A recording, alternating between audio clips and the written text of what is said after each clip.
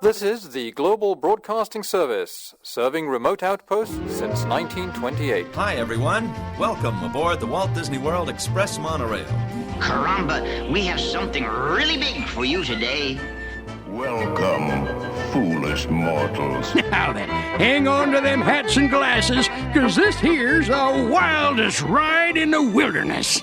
This is the DBC Pod with Phil Schoen and Jason Dodge.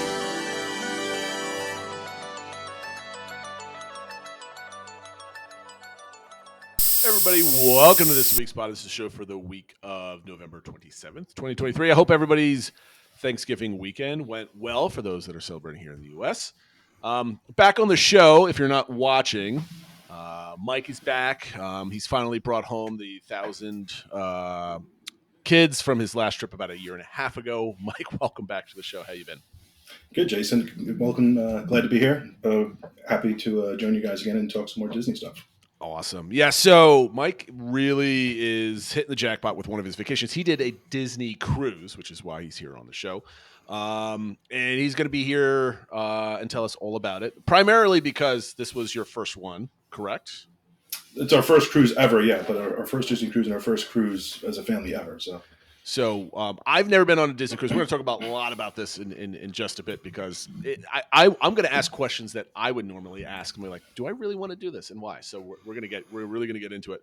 But first, one of the bigger things, not bigger things, one of the bigger conversations we've been having in Discord in the one of the sections is what are mandatory must-do holiday movies for your family? And Phil, this was your idea to stick this one there. So why don't you go first? What are some must-do holiday movies for you on this weekend here? Yeah, I first saw it because somebody on Twitter X posted. He said, "What's your holy grail of movies?" And basically, you would post like 4 images of those movies.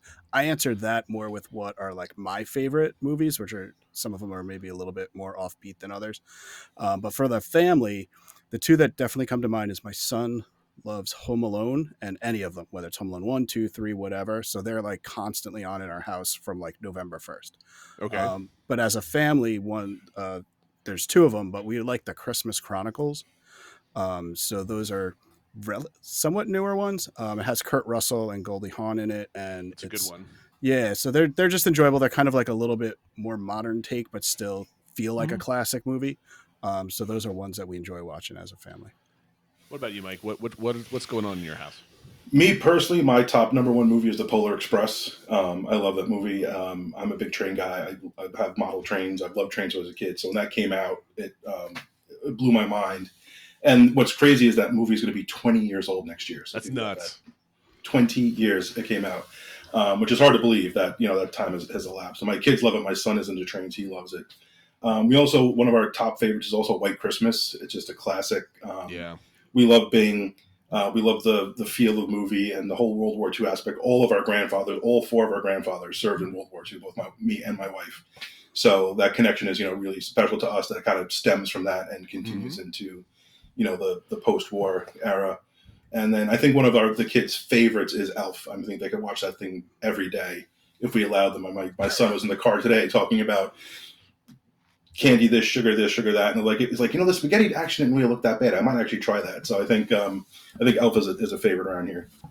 Yeah, Elf is definitely one of our favorites. My wife is a big Will Ferrell fan, so she's big into that. But we have a new family movie that came out last year, and it's like borderline like not good for kids, but it's still okay for kids, I think. And it's Spirited with Will Ferrell and Ryan Reynolds. Came out on Apple TV Plus or whatever, Apple TV last year, and it's absolutely hilarious. So if you get your hands on a copy of it somehow, or just subscribe to Apple TV, whatever way it is. I don't know if it's on DVD or anything else like that, but it's an excellent, really, really funny movie. It's a take on the Dickens novel and Scrooge and all this other kind of stuff, but has its own little really cool take to it. So, I definitely recommend that one. Elf is our next one, and the one that we just watched last night was the Santa Claus. I always forget that it's on Disney Plus when it's time for us to watch it, but it's there. Like there's what I think there's 3 of them, and now a TV show on it, I believe. There's the Santa Clauses now, which is like a series, and it has like all these alternate. It looks like kind of like the multiverse of Santa Claus, kind of like Yeah, we haven't dived into that one yet. We stick with number one, and then by the time we get back to like what else can we watch, where it's like it's Christmas already. So those are the three on our side. And before we get to Mike with his cruise story, just a reminder where we can find us on social media: Twitter, X, Insta, Facebook, or our YouTube channel, all at the DBC Pod. So check us out, and of course the Deep Discord server. If you're not on there participating in the daily conversation, you're missing out on quite a bit. All right, Mike, let's get right into it. Why did you go on a Disney cruise? So I actually went back and rewatched our last podcast because I'm such a nerd and I wanted to prep for this and be really prepared. And because you're a professional, Mike. You're a professional. Yeah. And one of the questions you asked me, Jason, I didn't really answer is what is my affinity for Disney? And one of the things I forgot, the big things I forgot to leave out, is that my wife actually worked for Disney. She did the college program in the summer of 1998. The summer that Animal Kingdom opened, and she worked there its very first year. Oh, very cool. So she's always been a big Disney fan. So she did costuming. She worked with the women who stitched and sewed the original costumes for It's a Small World.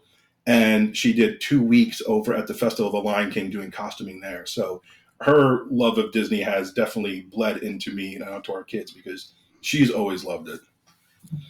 Oh, that's amazing. So what got you to a cruise finally? I mean, the second part of the cruise is you two, is listening to your podcast and the horrible enabling influence that you two are on. I guess we're guilty on that one. There we go. I'm wanting to go to do something Disney. And one of the things you guys kept talking about and I kept thinking about was the vacation. I'm like, I want to do Disney, but I don't want to do 20,000 steps a day. I don't want to go and come back exhausted. I want to go somewhere and come back relaxed. So we looked at the cruises and we saw that the Disney Dream was sailing out of New York, which is where we live. And they're not going to be sailing out of New York for 24 or 25. The ship is going into dry dock now, and then it's going to be refitted and then go someplace else. And it's not coming out. There's going to be no cruising out of New York for a while. So we decided, you know what? This is our chance. Let's grab it. Let's do it. And so we booked it. We decided to take the kids out of school. They only missed 3 days of school. It was a short week for them. So it wasn't, so we thought the timing was okay with that. And, we went through a travel agent. We joined a Facebook group, which was incredibly helpful. We'll talk a little bit about that later, of all the information they were able to share with us. People who have done 10, 15, 20, 30 Disney cruises who had all this information to share with us. And then I went on that Facebook group and got some information that helped us make our decision as well. Like, you know what, let's do this. And we booked through an agent and, we booked the cruise and off we went. Okay, so this was your one opportunity. Again, you're probably saving quite a bit on travel costs just to getting to the cruise. Absolutely. Probably a big major factor there. Okay, so you're excited. The idea of a cruise is really, good. You're ready for it. And like you mentioned, you're joining all these Facebook groups and stuff like that. So what got you over the top other than outside of just like, yeah, we want to do it, from going from joining a Facebook group to like actually going, like all these people that were extremely helpful? What kind of information did it give you that got you like super excited and made you kind of drop the dollars on this vacation? I think part of it was that we just wanted to do something Disney again. And I just didn't want to do parks. Like, I think it's just, like you said, the vacation within the vacation is something you guys are always looking for. And I wanted to get that Disney magic, get the Disney feels, but enjoy myself and relax and actually get some time off. Because my daughter plays summer travel softball, so our summers are shot. So we don't really get away a whole bunch. So I wanted to get really a real vacation in. And, the IRS was nice to us this year too, which helped. So that was a factor as well. And being out of New York, like you said, is a cost saver. My dad drove us and picked us up from the cruise terminal, so we didn't have to pay for any transportation or flights or anything like that. So that helped as well. That was a big factor in doing it. But I think it was really just we wanted to do something Disney, and we thought, let's give it a shot. We've always thought about doing a cruise, like let's do it. And we were glad we did. We were not disappointed. So, what was the group that you went with? What is it just strictly your family, or? And it was just the family. It's just me, my wife, and my two kids. My son is 15, and my daughter's 15, and my son turned 12 on the cruise, which we had to remind him this is not a birthday present. It's not a birthday present. You just happen to be your birthday because that's the dates that work. So don't expect this every year. Oh, see, we do it the other way. Whenever we have a trip over my kid's birthday, we say, this is for your birthday. So then we don't have to get another birthday present. But obviously, we treated him and all the cast members, we put the birthday pin on him and they treated him, like a prince and all that stuff. But, it wasn't like, we're not doing this for your birthday, but we're going to celebrate you, which we certainly did. So what was your itinerary like? Well, how long of a cruise was it? What was like the, what day did you start, depart? What day did you get back? Yep. So we left. It was a 6 6-day, 7-night, no, 6-night, 7-day cruise out of New York to Bermuda. So it was, we departed from New York, day at sea, 3 days in Bermuda, day at sea, back at New York. Oh wow, very good. So how were you going into six? So you got all this information for these Facebook groups. You did your research. You know what to expect. Yeah. Just from a broad range. We'll go day from day with it next. But like, did the information you get prepare you well? Did it meet expectations or did it exceed expectations? It exceeded expectations, and the information we got was very helpful in terms of things to do and what Bermuda's like compared to other islands and other destinations in terms of safety. And a lot of people, like, you don't have to book the excursions on the cruise. Like, just go get a taxi and go to the beach. It's fine. Like, you don't need to spend the extra money, that kind of stuff. A lot of tips on the ship about like how to do stuff and how to order things. And, so that was super helpful. One of the downsides was, since it was our first cruise, we had no tiering whatsoever. So we were last to get everything. We were last to get online bookings. We were last to get on board adventures, last to get port adventures, last to check in. So that wasn't one of the downsides that all these other people who have so many other cruises under their belt, they're booking stuff, 60 days before you even get a chance. Okay, so your first day, you show up at port, you get in. What time did you board the boat, and what did you do your first day there? So day one was New York. We got to the cruise terminal on the west side of Manhattan around 1 o'clock. We were on the ship by 1:45. Very easy, seamless process to get on the ship. As soon as you get to the curbside, they take your bags like you're on vacation. Go check in. You're good. And we walked onto the ship, and just a little overwhelming. Like, wow. Like, a lot of emotion because it's a lot of work, as you know, prepping for a trip like this, and it's our first one doing it. So the packing and the planning and all this stuff, you're just like, and all of it's finally done. You're kind of like, oh, and the release hits you. But you walk into this atrium of the ship, and it's 4 decks high, and it's just absolutely gorgeous. And we just kind of walked around the ship a little bit, kind of took it in, like, holy cow, we're actually doing this. We're here. We're doing it. We're going off. And we went up to the buffet to grab lunch. We went to the kids' clubs to check in my son, who was 12. And one of the great things about his age is he could come and go as he pleased. So we could set him to be self-release. We didn't have to go in and check him in or checking him out. And then he could float between the younger kids' clubs and then the tween club, which was another area, because he was the 11 to 12s. They kind of let them float back and forth depending on, their activity. And then my daughter, we went and checked out the teen club up at the front of the ship, and she made a ton of friends along the way. And then we went up on the deck. It was time to pull out, sailed out, saw the Statue of Liberty, one of the Verrazano Narrows, and went downstairs for dinner. And that's it. That sounds like a great day. Now, you mentioned planning. Like, I don't know, Phil, maybe you could help me out here with the better questions to ask. But, like, what is planning like for a cruise, a Disney cruise, versus planning for Phil, the parks? So, like, I don't know the right questions to ask when you're planning a cruise versus a park. I guess, one thing that I wanted to ask, and it kind of gets along those lines, is just like any like hurdles or kind of anxiety you had about booking your first cruise, and sort of what were you wondering, and what were some of the unknowns that maybe you were worried about, and then kind of how, what did you uncover about planning a cruise versus planning a land vacation? So I think part of it is like when you do a park vacation, you do your fast passes, and you kind of plan out day of what you want to do. Here, you need to plan that in advance. You need to book your port adventures if you want to do them 5 days before cruise departure. So if you want to do a port adventure, you want to go to the beach, you want to go snorkeling, whatever, you want to book that through the cruise line, that stuff needs to be in place before you even leave. You can try and get it on the ship. It doesn't always work. If you want to get the adult dining reservations, you want to have that stuff in place before you go. On board adventures too, like they have special meet and greets or access to certain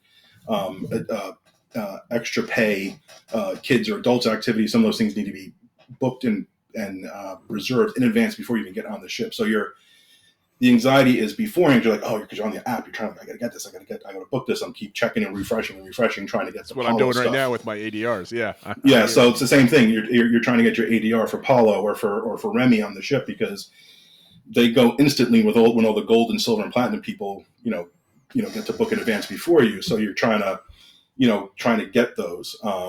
So I think that, and one of the other big things is weather, right? You're sailing out of New York through the Atlantic Ocean in October, which is hurricane season. And that did have some impact on our trip. I mean, am I now? I have to ask, how did it impact your trip with the weather? Because I was thinking about that. You're leaving New York in like in the winter. It's not like you're down in Miami getting on a boat and you're wearing shorts and sandals, right? Yeah. So it wasn't. Cold is not the issue. It was the sea. What got a little rough. So after that first day, we had dinner, and then we went to the first show, which is called the Golden Mickeys, and it's a live production in the Walt Disney Theater on the ship, which was fabulous. And about 10 to 15 minutes before the show ended, I'm like, why do I feel so weird? What is going on? And then the show ends, and I stand up, and I'm like. Whoa. And I'm like, you can feel the ship. I mean, we are rocking. And that kind of messed all of us up. I mean, by 9 o'clock, the ship was empty. Like, everybody was back in their staterooms. Like, nobody was out. And that lasted, and we had a pretty rough night's sleep. But by like 1 o'clock the next day, we hit calm seas, and it kind of settled out, and it was calm the rest of the way. The other thing that happened, even though we're supposed to spend 3 days in Bermuda, was we actually only spent 2 days in Bermuda. This morning of the second day there, the captain made an announcement, said, due to incoming tropical storm, which could materialize into a Category 1, we are departing this afternoon, and we're not coming back. We're going to spend 2 days at sea instead, and then go back to New York. Okay, well, let's like. So, what do you say your second is this like the next day after the rough you departed? No. So it was New York, day at sea. We spent 2 days in Bermuda. That second day in Bermuda, we then departed and didn't go back. We just spent 2 days at sea after being in Bermuda for 2 days. We're skipping ahead for 2 days. Let's save that. We're getting ahead because I can't keep track of this because my brain is broken and I have to go day by day.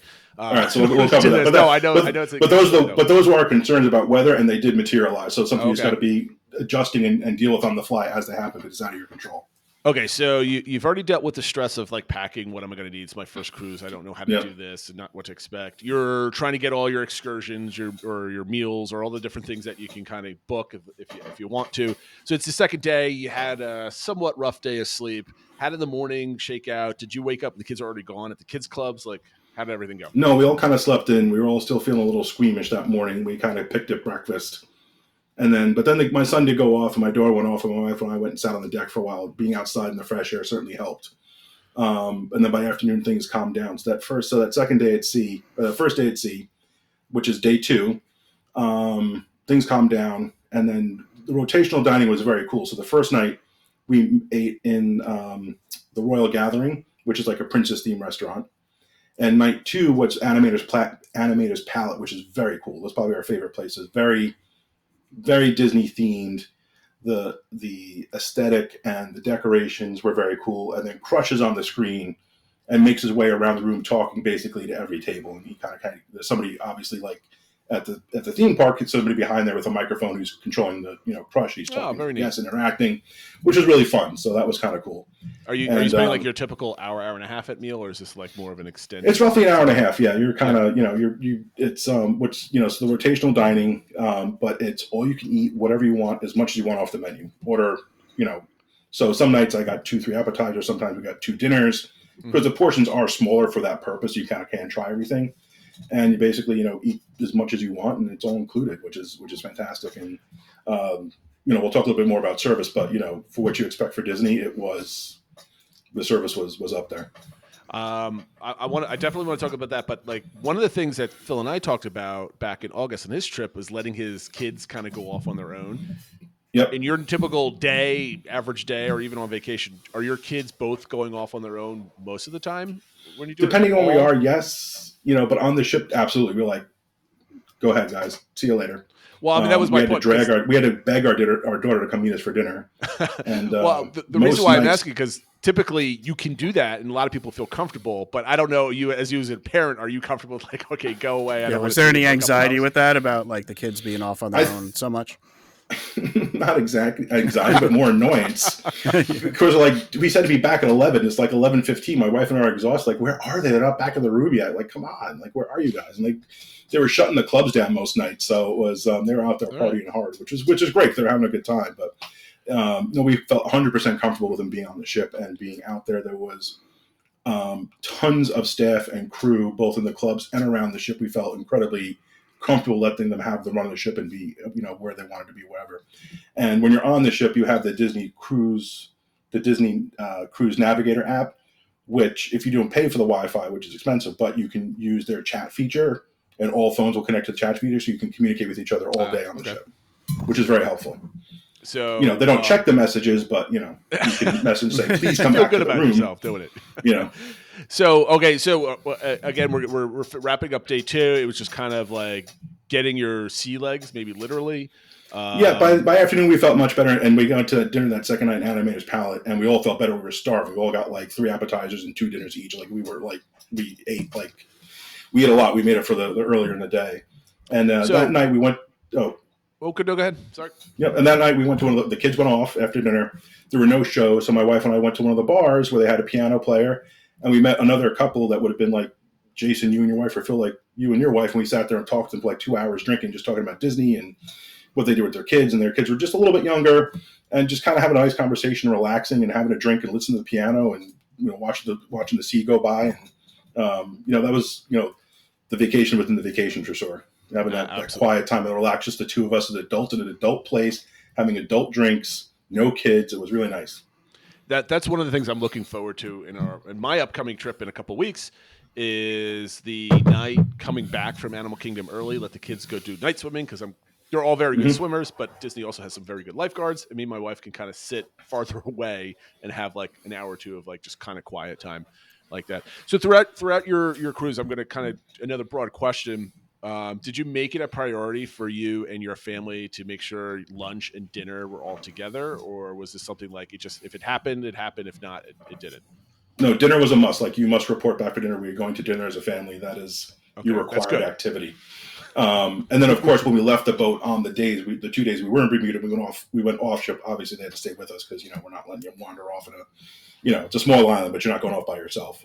But no, we tried to have breakfast together, but we're all on kind of different schedules. My daughter is a cross country track runner, so she's like up early. She's like, I want to go out and run the deck before it gets too crowded. I'm going to go meet my friends, and I'll catch you guys later. I'm like, yeah, go, whatever. And my son would have breakfast sometimes with us, sometimes not. But dinner, we definitely all got together for dinner. We usually did photos before, photos after, and then the show. If there was a show that night, was family time. Okay, so you just had a nice evening with some adult time, talking with other parents, no kids, which sounds glorious to me. Okay, so day 3. So day 3 is Monday the 23rd, which is my son's birthday. He turned 12. And that morning we pulled into Bermuda, which was nice. So the room we booked, we actually booked a family veranda, which I would absolutely recommend. Having that extra outdoor space is critical to having just more private elbow room, as opposed to having to sit up on the public deck or where the other people are, because your rooms are small. But having that little space where the 2 of us, me and my wife, could just go outside and leave the kids inside for a minute was really nice. But that morning, we went out on the balcony and we watched the ship pull right into dock. It was so cool just to watch the whole process of the ship spinning and turning and coming in and getting roped up. And we sat there and watched the whole process. Then we went up for breakfast to the buffet. We all had breakfast together, and then we departed the ship that morning. We got a taxi and went to what's called Horseshoe Bay, which is one of the biggest beaches in Bermuda. It's a white sand beach. It was absolutely beautiful day in October. It was like 85 and sunny and crystal blue water. It was magical. And my son came home with about 9 pounds of sand in his bathing suit. So we could not get it out of the water. Literally, he got changed in the bathroom of the ship when we got back, and there was literally a mound of sand in the bathroom. Like, oh my God, it was ridiculous. That's awesome. So basically, that's all. So what did you do on the beach? Did you just go? It was just like a normal beach day. You just kind of we spent like 4 or 5 hours at the beach. That was it. Yeah, we just went to the beach and just enjoyed it, just relaxed and sat in the sun. And they had a live band there, and we had food and they had drinks, and it was just middle of October, no school, no work. And my daughter looked at me at one point. She was nervous about going away. She goes, oh yeah, forget school. This is fantastic. She's like, this is so worth it. Well, you got to go back to school to be able to afford to go on one of these in the future, right? You gotta, yeah. But missing 3 days of school in the grand scheme of things, she was like nervous about going. Like all this stuff, she's like, I could care less. She's like, this is awesome. And she put her earbuds back in and put her head back. And I'm like, yep, this is great. So what was the dinner situation when you got back on the boat? Actually, before we got back, we took another taxi back, a different cab driver. And this person was fantastic. They stopped at like 6 different places along the way back and let us get out and take pictures and see other beaches and stuff. And, so it was nice that we took the private transportation as opposed to the Disney transportation, which would have just ferried you right back to the ship. By going with, a private taxi, we got that little extra experience. She brought us to 3 places we didn't even know existed. We've never been there before, but these beautiful little spots where we got out, took some pictures. She took pictures of us. She's like, oh, put your feet in the water. You got plenty of time. And that was really nice. And just a little extra experience there. Yeah, typically the places like that, if you get a good taxi cab or anybody else, they really take, I don't want to say take advantage of the tourists, but they know how to get you and show you a good time and be very hospitable with that type of thing. For a 25-minute ride, I think it was like $14 US, from the beach to the ship. So I'm like, here's, so gave an extra, gave her a nice tip, and it was totally worth it. And we got back onto the ship at like, I don't know, so like 3:30, 4 o'clock, and got ourselves together. Again, dinner that night was in the Enchanted Garden, which is a beautiful kind of French style type garden that you would picture, like, maybe from like Beauty and the Beast in the spring. And it's really one of the nicest of the 3 restaurants in terms of, that princessy Disney feel. The food, again, was fantastic. Service is fantastic. And then that night, the kids went off. My wife and I retired from the beach. So we went back to our room. And we ordered room service, which is included in your fare. So anything on the room service menu, you don't have to pay extra for. You just order it and they just bring it. So we got drinks and snacks, and we sat on our veranda and looked at the island, which was all lit up and beautiful, and just sat there and relaxed, the two of us on the balcony, on our own balcony that night, and waited for the kids to come back at midnight. Like, come on, guys. One thing I did want to ask you, Mike, though, is because you said the boat stayed docked in Bermuda. So did you still, like, everybody have to get on the boat that night because you were staying docked there? Was there like an all aboard time still, or there was no all aboard time for that night? No, there was no all aboard. So, but I think most people came on. I don't think anybody's going to stay any place else. But you could stay out till 2 o'clock in the morning if you wanted to. There was a big party venue right there by the port. But one of the great things we did learn about on the Facebook groups was, because it was my son's birthday that night, was you can order like the birthday cake or whatever. And it's like $60 or something. It's like this little cake. It's like, I'm like, I don't know. But somebody in the Facebook recommended, hey, if you go to Vanellope's, which is like the extra fancy candy shop, like you can order this giant, like 5-scoop sundae, which comes in a Vanellope's race car, which you get to keep for like $13. And if you order in advance, they'll deliver it to your restaurant that night. So we did that, and he loved it, and it was perfect. So, which was a really nice little tip. I wouldn't have known that if I hadn't gotten that information off the Facebook group, which was a nice little, those things you would never know unless you're part of that. That's one of the things I miss, Phil, is going back to like planning for my first Disney World trip all by myself, like 6-7 years ago. It's finding all those little tips and then exploring. Now it's just like planning, like you and me, we play like a game. We could plan our whole trips in like 4 One thing that I find it's it's nice with the cruise groups is it's people kind of plan some activities and stuff too. I don't know if you found that, Mike. I know in Disney Cruises doing like fish extenders is like a big thing, but like I'm in one for my cruise coming up in February, and they're planning like, hey, anyone want to organize like a bar crawl or like a magnet exchange, some type of meetup type things, which I find you'd see more in these cruise groups than you do in maybe just a general like Disney group or something like that. So I don't know if you had any of that with your group, Mike. So we saw the fish extender stuff, and it stressed us out big time. Like, we're not doing that. We can't do that. It's too much. We got so many things to try and plan, but we brought a lot of other little things with us to to pixie dust other kids. Like, so we'd all carry in our bags. We had like little rubber ducks or like stickers or bracelets. If you saw a kid like, oh, you're so cute, like, here's a thing. Like, we do stuff like that, but doing the official fish extender was very stressful. Like, we were looking at what people are doing, like, we are not prepared for that. Not the first time out. Some of those things. No, I don't know that term. What is fish? So extender? Fish extender is the hooks that are outside each room on a Disney cruise ship, where they can like the crew can leave you messages, are shaped like a fish. And so what they do is they give you there's these things called fish extenders, which are basically usually fabric with a number of pockets in it that you hang from it, so it's extending from the fish. And what you do is you have like each person's name on there, and you join these groups. Usually there's like 10 to 15 people in the group, and you go around to where their rooms are and you give them gifts. So you leave gifts in the pockets for each person. And so you have to bring gifts for like 10 other families or whatever. And then all those 10 other families are leaving gifts for you each night. So you come back to kind of your room and you check and you see like, oh, there's stuff from this family or stuff from that family. And it's kind of like a fun thing. We did it on our cruise. I totally where Mike is coming from though, because we were definitely stressed out. Like, obviously you have to bring it out and people are joining or leaving. And if you want to buy stuff, you're like, okay, how old are the kids? What are they into? Like, it's sort of like, I mean, I had like a separate spreadsheet just for my fish extender. Now it was really fun and it was really cool to come back and you get a lot of stuff, but it is a little stressful. And I think looking back on it, cause it was our first cruise, we probably should have skipped it because it was just one other thing on top of all these other new things. So we probably didn't need to do it. I mean, I like the idea, but to me, having to like organize it and then like execute it, and I think it's one of those things that probably overly started as a nice simple thing, but then over the years people have gotten more and more into it, and like you have all these people with like the Cricut machines that like custom make things, and then I'm like stressing like is what we're bringing, and then is this good enough, like all those and then there's the door decoration too. You got to bring stuff to decorate your door, so we did do some of that, but we didn't actually do. But our fish extender extended to over 60 cabins. We're like, we're not doing that. Oh yeah. And then when we realized since this is Halloween in the high seas, we needed to bring in another entire suitcase of just costumes. We're like, we're not packing any more stuff. Like, no, we're not doing that. I'm glad you just mentioned the door decorator. I just remembered that we needed my trip's in 18 days now, and we need a Christmas tree to decorate the window to our hotel room. Last year we brought like one that was inside the room, but we wanted something to decorate the window, so I had to write a reminder for myself. So if you heard my mechanical keyboard in the background, that's just making a note for myself. Yeah. Sorry about we that. did do one, not fish extender, but we did one very specific thing was because my son is a Boy Scout, we put a thing on the Facebook group, and all the other kids who are Boy Scouts, they all bought a patch that we all dropped in each other's rooms so they got a patch from another kid from another part. That's good. Either another part of the country or another part of the world. There were 2 scouts from England who dropped stuff off.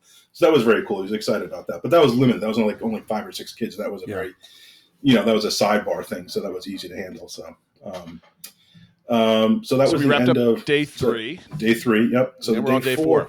So day 4, we're all at breakfast together. Actually, for whatever reason, it was the only day, other than the first day, we had breakfast together. And as we're sitting there, the captain comes on and says, we are not returning to Bermuda tonight. Hurricane Tammy is approaching Bermuda. After tonight, we are disembarking from Bermuda, which we were planning to anyway, because the ship was going to leave that night has to go out to sea to do the fireworks off the ship. And then it would come back later that night. He says, we're going to go out, do the fireworks, and we're just going to keep on going. So we're not coming back. We're going to be spending another day at sea in addition to the regular planned day at sea before we head back to New York. So all right, so let's get off the ship and let's go do something. We didn't have a plan that day because the next day we were supposed to go snorkeling. So we're thinking about just hanging out on the ship and just chilling out. Like, well, now we got to go because it's only shot. So we didn't go far. We just went out off the port. There's a British fort there that from, I don't know, like the late 1800s. Very, my son loved it, cannons and swords and all sorts of cool stuff. And I think he climbed at every cannon on the fort. And then it has a beautiful panoramic views of the ship and of the island and of the ocean. And it was nice. We got some good history, the good and the bad of the history of the island. And then we did some shopping. We had lunch. Then we went back to the ship. And then, so it was day 4. And then there was nothing going on that night. So we just went back to dinner. We went back to Royal Palace again. Kids went off. And then my wife and I think we went up to one of the adult bars and hung out that night. Again, just the 2 of us, which is nice. And every night we got the 2 of us just to have some quiet adult time where the kids are off, doing club stuff. So then just had a kind of like another chill day. You guys go to sleep, you wake up. Normally you would have stayed on the island that whole day, but you left halfway through the day, or so the ship was planned to leave. I skipped the whole pirate night thing. So the ship was planned to leave that night, and because they shoot fireworks off the ship for pirate night, and they can't do that in port, so they have to go back out to sea to do the fireworks, and they would come back into port the next morning. But the captain made the decision that when we leave to go to the fireworks, we're just going to keep going. We're not coming back. So that night was pirate night, which I forgot about. So after dinner, we went and did the pirate show, which was really awesome. So if you've ever done it, Jack Sparrow is part of it as well as his crew, and they're singing and dancing and songs and some very cool stunts and things. And then at the end of the show, they shoot fireworks off the ship to accompanied by the Pirates of the Caribbean music, which is and they come from 2 ends of the ship, so it looks like cannons are shooting at each other, which is really that's kind of neat. Which is really very cool. And then after that, they had a dance party, which we were standing up on the deck, looking down on the pool deck, and the pool deck was covered. All the pools were covered up for the dance party, and we got this moment where my son and my daughter were dancing together, and having a good time. Like that's that's the Disney stuff right there.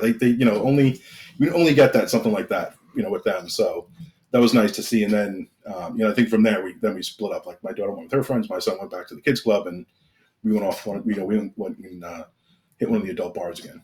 So now end of day 4, you got fireworks, you got a party. It's really great. Yeah. Let's take a moment here. Talk about, you mentioned it earlier, the level of service that you're getting. That's probably blowing your mind at this point. I'm going to answer that in 2 seconds. So okay. because of, so we never were able to book the brunch at Palo, which is one of the adult only top tier restaurants.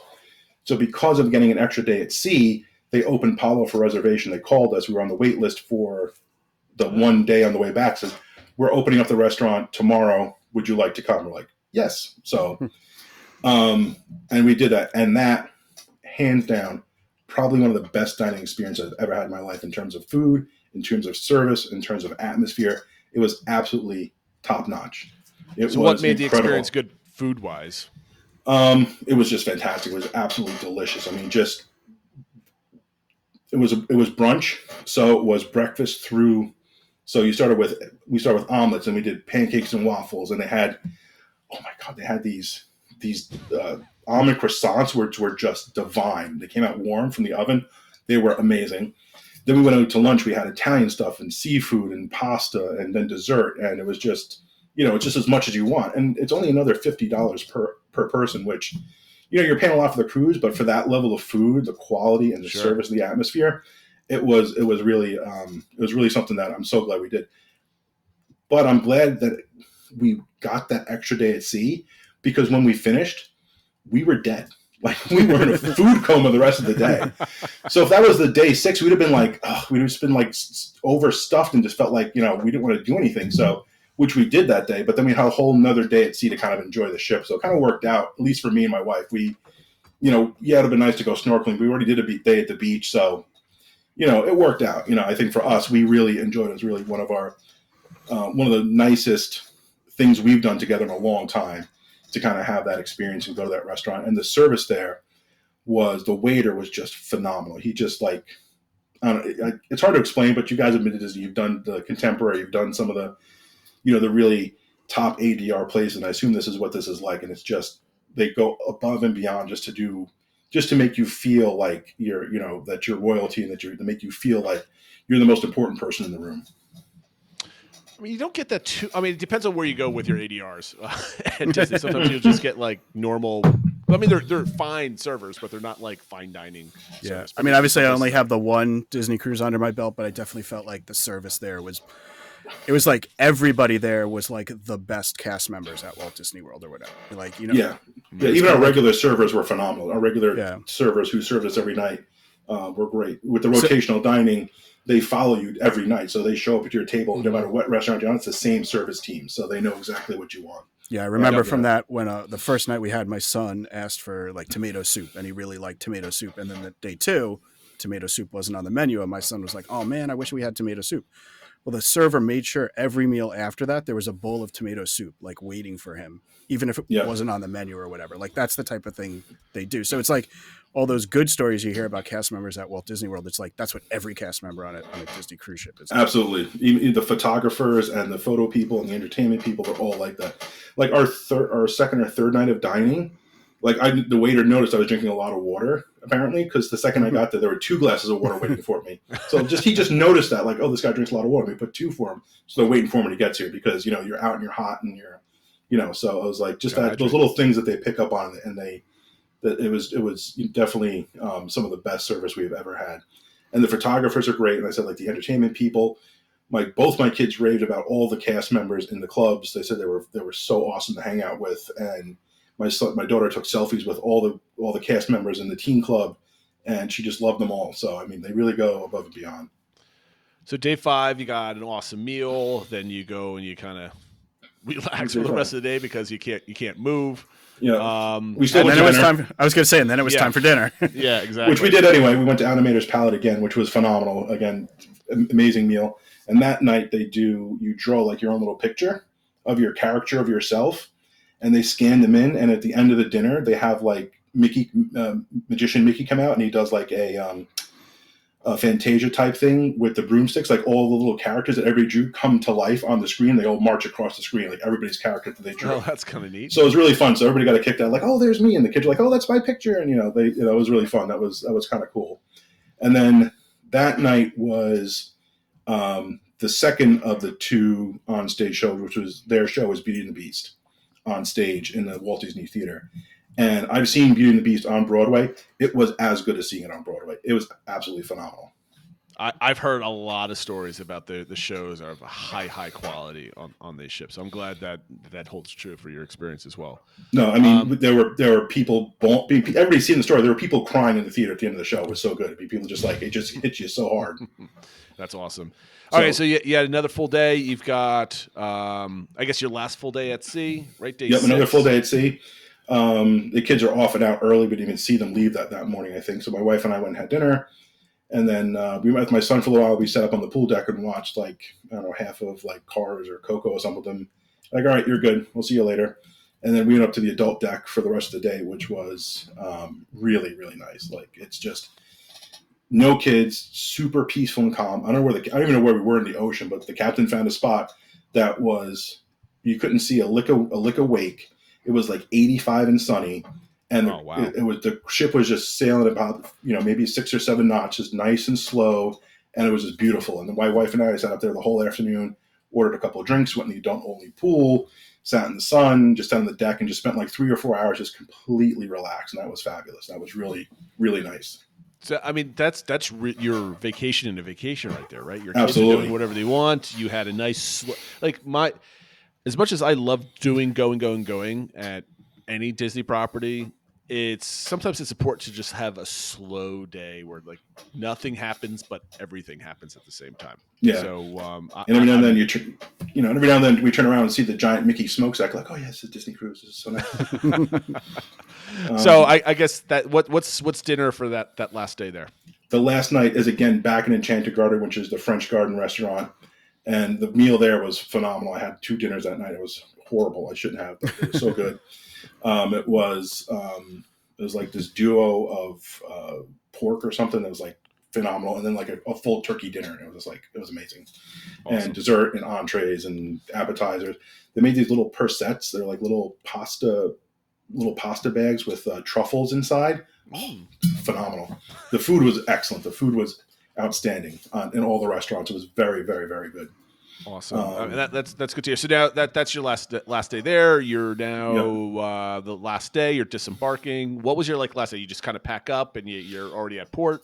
How does that work? So the way it works is you actually have to pack your bags the night before, then have them outside your room by 10 p.m. Okay. So what we did was we met early. So we told the kids, all right, hang out. We're gonna get to the room early before dinner. We're gonna pack the bags and get them outside the door before we leave for dinner. Because after dinner was the last show, which was Believe, which is another stage production in the theater, which was again phenomenal. Just a round robin of all the classic Disney songs. They kind of work into stories of from Aladdin and Princess and the Frog and from Peter Pan and all these other shows. They tie in all the top songs. They kind of tell the story, which was great. But the bags, we had them out. We got back to the room after the show. The bags are gone. So basically, you need to keep your medicine and a change of clothes and anything else you're going to carry off the ship for the next morning, because once the bags go, that's it. You can't get them again until you pick them up in port. Okay. So that was kind of a new experience for us, is that the bags had to be gone the night before with all of our stuff, which was kind of like a mad dash to get everything back in the bags and out the room. So, okay, so what time did you get back to port? 7 a.m. we docked. And then very early then. Yeah, our breakfast was 7:30, and then we were off the ship by like 10:30, 10:45, we're off the ship. Okay, so now you're off the ship. Because the ship turns around and leaves again that day, so it's they're very aggressive about getting you out of there. So 7 full days, and you're back in the car, you're heading back up. Are you relaxed, stressed out? Are you in the Disney blues where you just were Disney blues for sure. Yeah. I can't believe this is over. That was so amazing. I didn't want to leave. It was just, I could have spent all day sitting on the deck or on our veranda or just watching the ocean go by when it was not rough. But when it was calm and blue and lovely, I could have sat there all day sipping on a fancy drink and just watching the world go by. It was really amazing. And one of the other things we did too is that we purchased the photo package, which wound up being a good deal. And if you buy it in advance, it's 20% off. And we wound up getting 150 professional pictures. So, which came out to I don't know, something like 75 cents a picture, something like that. Because we took so many. We bought the package. We took as many pictures as we could with as many characters as we possibly could. That's what we do with Memory Maker, wherever we go. So my sister's a DVC member, but now she's transitioned from a park commando to a chill park person, and now the last couple of years, she's been doing Disney cruises quite a bit, and she's got to the point where now she goes and she ties in 2, 3, sometimes even 4 days before or after her cruise at Disney World in combination. So, Mike, I'm asking you, is this something that you would do, or are you just strictly like, it's just only a cruise? There's just too much else going on at this point. I would just do the cruise because it's such. I see them as different experiences. Like I wouldn't want to put them together. I want the cruise it's a very different type of experience, and it's much more relaxing. If like I'm going to do the parks, I want to be in that mentality to do parks. Like I couldn't possibly fathom doing parks after the cruise. I think if you are going to do it, you have to do the cruise second, and like I think use so. that to relax you can after the decompress. park. Yeah. But still, but then just so much packing and so much preparation. Then you're double the stress of ADRs and fast passes and port adventures and dining reservations on the ship, and it's just like double the. It's like going on 2 Disney trips separately, like back to back. It's I get that, and I'm not sure I could afford that either. Well, that's true. That's another whole thing. All right, so last thing before we wrap up, what were lessons learned, things you wish you did differently, things you definitely want to make sure you do next time? Definitely listen to everybody's advice and take the Dramamine and put the C-bands on your wrist before you get on the ship. Because we didn't because we've been sailing before. We've done cruises around New York Harbor in rough water. It's like, that's not a big deal. This was nothing like we'd ever experienced. So I wish I had listened to that and done that before we got on the ship. We probably would have handled it a lot better. So we didn't do that until we started feeling a little seasick, and it took longer for it to kind of kick in and kind of settle us down. So that's definitely something, if you're doing a cruise, it doesn't matter how strong you think your stomach is. When you're in the Atlantic Ocean, doesn't matter how big your ship is, this thing is rocking. It is moving when the waves want it to move. I mean, we could see the pitch of the ship going like this against the horizon. It was no joke. So I wish I'd listened to that before I got on the ship. I was kind of like, I'll be fine. Yeah, no.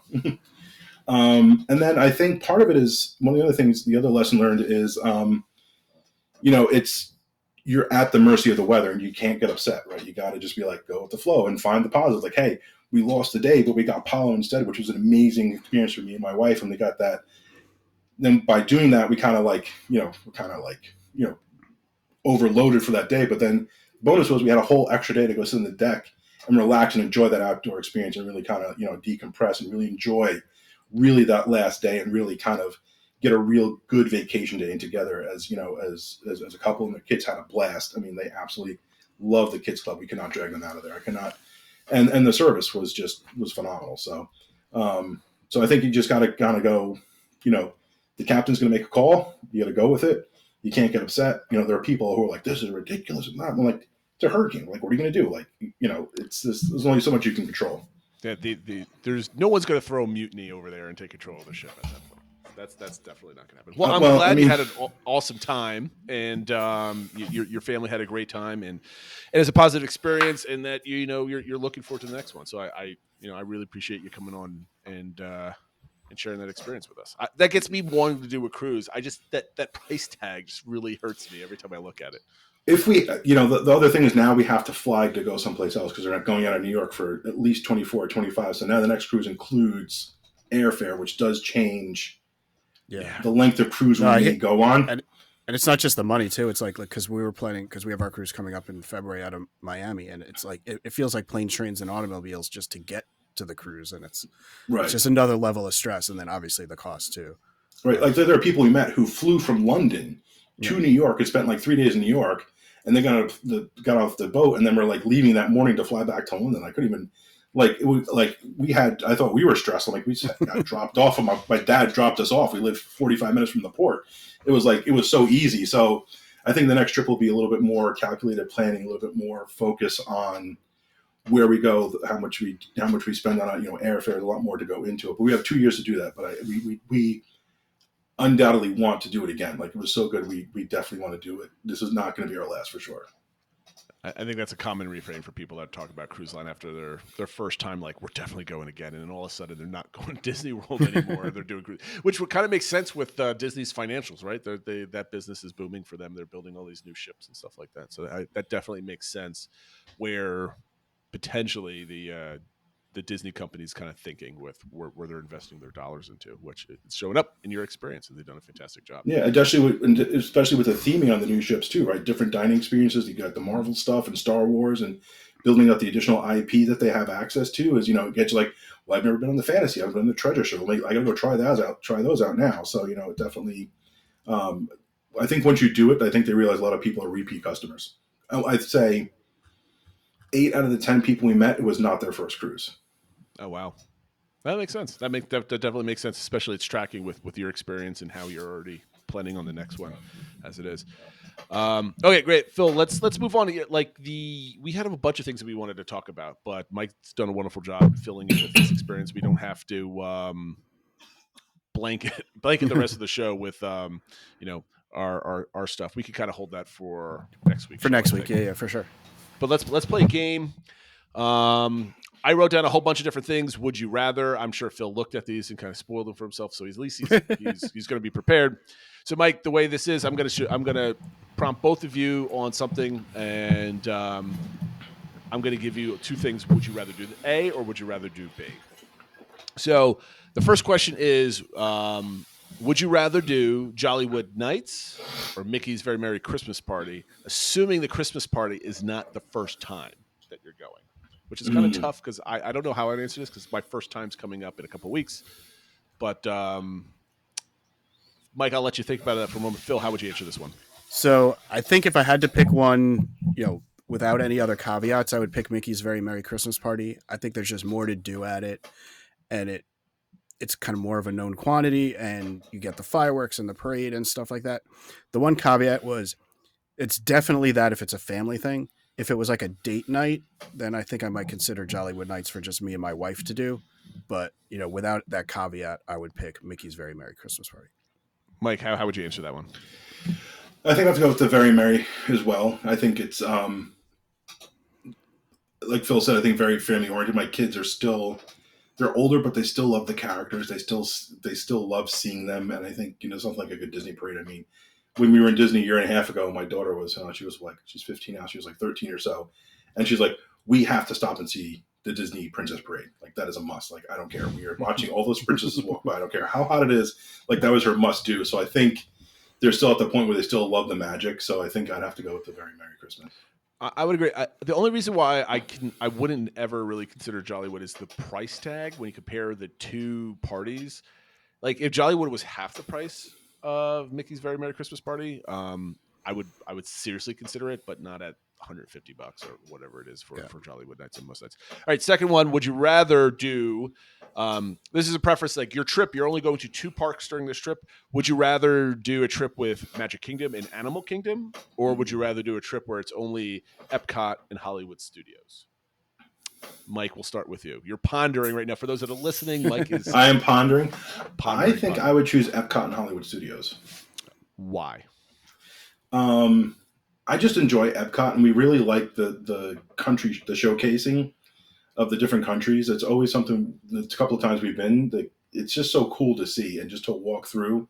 And we enjoy a lot of the rides there too. I mean, I think Magic Kingdom has the most rides, but like Soarin' is one of our favorites for all 4 of us. We love the American Pavilion and and I think our favorite place to eat there, every time we've been there, we've always eaten at the Mexican Cantina and sat on the patio overlooking the lake. It's just like one of our favorite spots. So, and then Hollywood Studios because it has Galaxy's Edge, which is my daughter's already asking about the nachos at the Mexican Pavilion over there. Phil, do I even have to ask you this question, or should we assume that it's already the Epcot choice? You can assume that. That's fine. Okay. Yeah. I don't have to ask you why, because we all know. I mean, the one thing I would say, it is hard to not pick Magic Kingdom, like to not see the castle and stuff like that. The one plus with having Hollywood Studios is you can do Fantasmic, which I think gives a lot of those Disney feels and stuff like that. So I think that might help balance it out. But it's not easy to. We had that one trip where we were going to do 3 days, and we're contemplating not doing Magic Kingdom, but it's like, can you really go to Disney and not do Magic Kingdom? It's tough. It's tough. That's why if you do. Oh, go ahead. No, I said that's why I didn't pair Epcot with Magic Kingdom. Well, obviously, that would have been too easy. Yeah. But I think Sunset Boulevard after Fantasmic, when it's quiet and it's all lit up, and you kind of strolling down the end of the street, eating a Mickey ice cream, it's kind of like, I think I think that's more Disney than even Main Street USA. Well, that's kind of blasphemous, but I almost agree with you. It's the one thing I would almost agree with you, because we're not, my upcoming trip, we're not doing Hollywood Studios. That's the only thing I would miss is Sunset Boulevard at night with all the Snoop and everything else flying out. It's just an awesome place to be. All right, next one is Mike. We'll start with you on this one. Would you rather watch all the MCU movies back to back or all the Disney animated movies back to back? Disney animated? Yeah, all the Disney animated movies from beginning of time. I don't know which one has more, but they're somewhat. It's getting close. It's getting close, but I think there's still more Disney animated movies. There's like 36 or something now, so there's. I think MCU's catching up. I think I do the Walt Disney animation just so I can go through an order through the Renaissance of the 90s. Okay, I thought that's a pretty good answer. What about you, Phil? It's an interesting question. I think part of me wants to say the MCU movies just because they build off each other more, and it feels like it would be more of an experience to do them, like the whole thing from beginning to end. So, I think I would pick that one. Yeah, I think I would do the MCU too, just because of that reason. If I'm going to sit there through 20, 30 movies, I'd rather them kind of. Now, if you told me you could only have here's a box set of all the animated movies or all the MCU movies, and you can only have one, and you can't watch the other ever again, I might pick the animated movies. I would flip. Yeah, I would definitely. I mean, I could live with not watching all the MCU movies ever again. I've experienced them. All right, so the next question is: would you rather the Disney company to expand Magic Kingdom or Hollywood Studios for the next decade? Right, there's one park's going to get an expansion. Magic Kingdom or Hollywood Studios? Phil, which one would you pick? So assuming they do it right and kind of build out the flow and all that sort of, so this is assuming in both cases they do a good job with it. This is your dream expansion for either park. So then I would pick Hollywood Studios. I just think it needs it more, and it would turn that into like more of a full day or multi-day park. And I think there's more to be done there to make that a full experience. I think it just has more issues that need to be worked through that an expansion would help than MK's fine on its own as is. I would agree with you. That would be my choice. Mike, do you agree or disagree? No, I would agree too. I think Hollywood Studios, they've done a lot to expand it, but I still remember the first time we were there walking through the back lot, and it was just like this vacant, empty space. I'm like, what are they wasting this for? There's a lot more to be done, and with their acquisition, there's so much more IP. There's so many things they could incorporate there into that Hollywood, California, theme that they have going on there of movie making and action and all that stuff. I think there's a lot of potential there for it. I'm with you. And we all have young families. None of our kids are adults yet. So the next question is, would you rather surprise your kids with a Disney vacation, Disney World, cruise line, whatever it might be, or would you rather plan it with them? Phil, we'll start with you.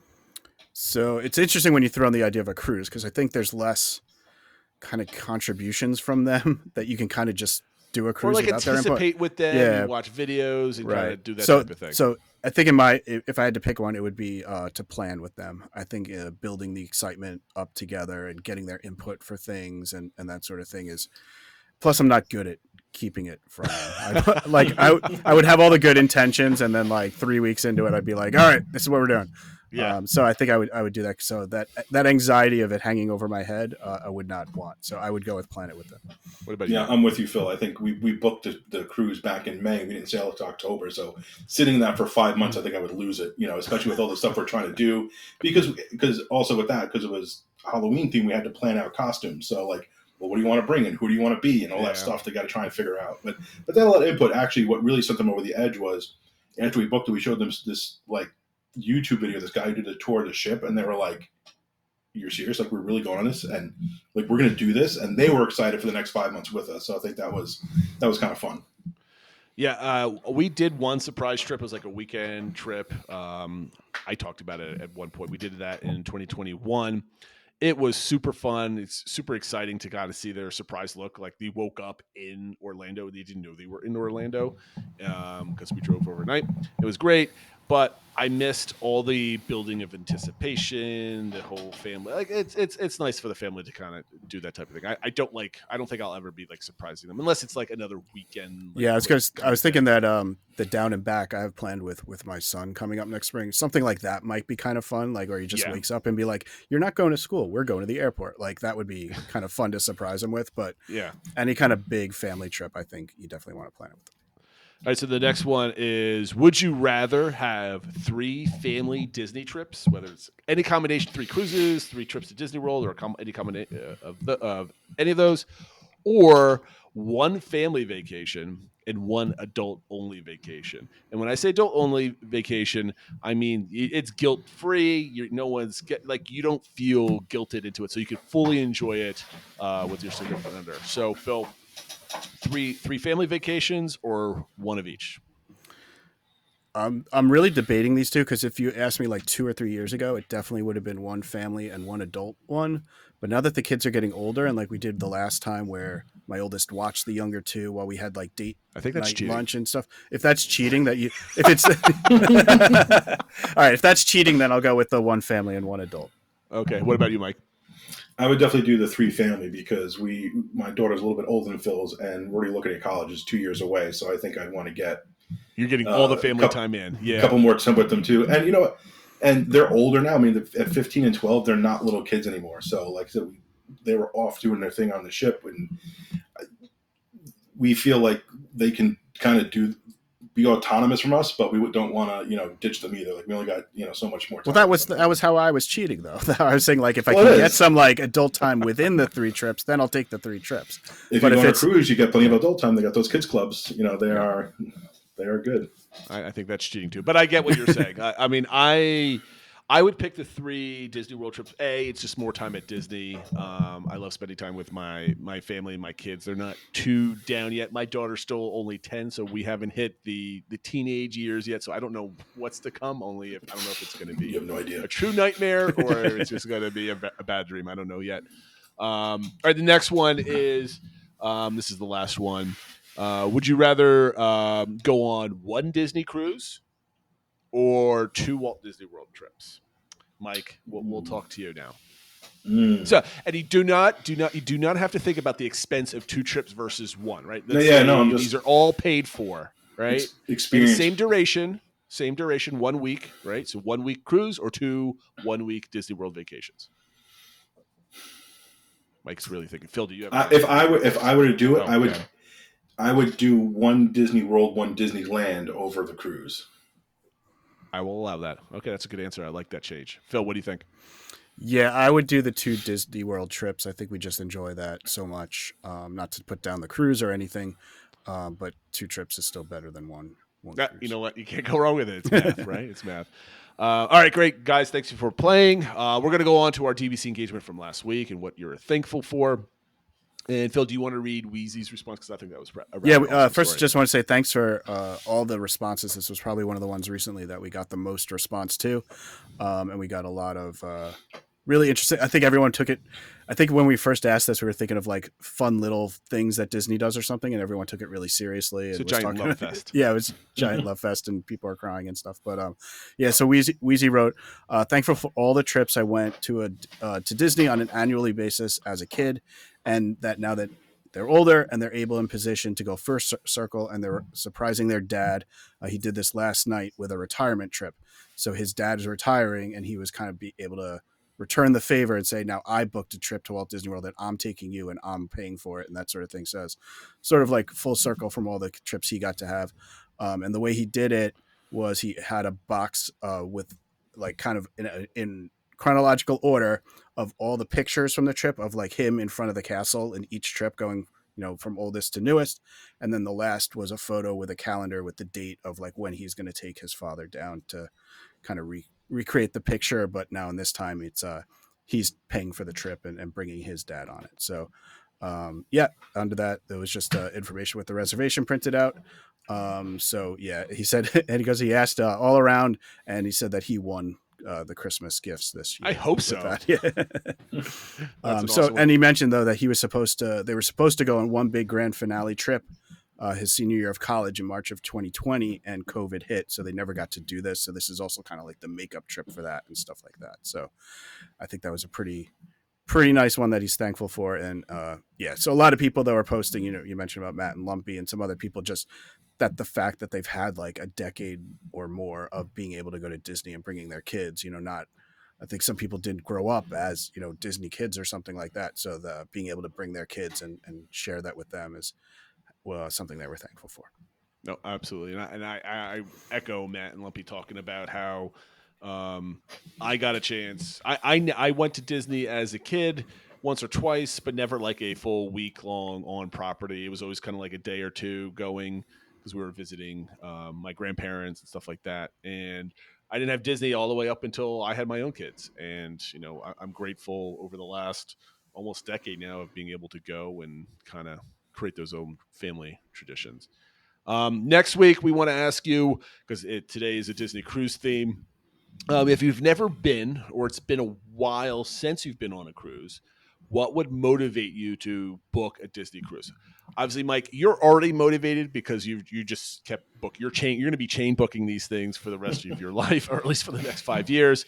I'm talking for those that, like myself, who have never been, or maybe you haven't been since before the pandemic or anything else like that. What will get you to book that next trip? I'm really curious to see what people's motivations for that, because they are rather expensive. And if you're used to going to Disney World versus a cruise, what are you thinking? What's going to get you doing that? So make sure you hop on Discord, answer that question, please. Mike, is there anything else that we might not have asked you or we've forgotten about that you want to throw in here at the very end? I don't think so, but I would definitely consider, if you haven't done the Disney cruise, definitely think about it, right? Especially if you're near a port and you don't need to fly. The cost is about equivalent with going to Disney World with food, with airfare. You're about close. If you're close to a port and you're like in Florida or Texas, or you can drive to one of those locations and have to fly to go out of a cruise, I definitely consider it, because it was absolutely a great experience, a great Disney experience, and a relaxing and really amazing vacation. So, and I can only imagine if you go to Florida or someplace further south, if you go to Castaway Cay, it's probably even more awesome, because we just went to Bermuda, but if you go to the Disney property, it's got people raving about what Castaway Cay as well. So if you're near one of those ports, think about it. Yep, Mike. Well, we appreciate you sharing your experience. We'd love to have you back on in the near future, talking about planning your next cruise, because this is a planning podcast. So we'd love to hear your planning process as that goes forward. Phil, anything else I need to talk about? Did I forget anything? No, I think you hit everything. And just a reminder, hit us up on socials or on Discord and let us know your thoughts on a Disney cruise. If there's a reason you thought about it and haven't done it, what are those reasons why? Like, let's have a little cruise conversation this week. Awesome. Thank you, everybody, for watching and listening, and we'll catch you next time. Take care, everybody. Bye, everyone. Thanks.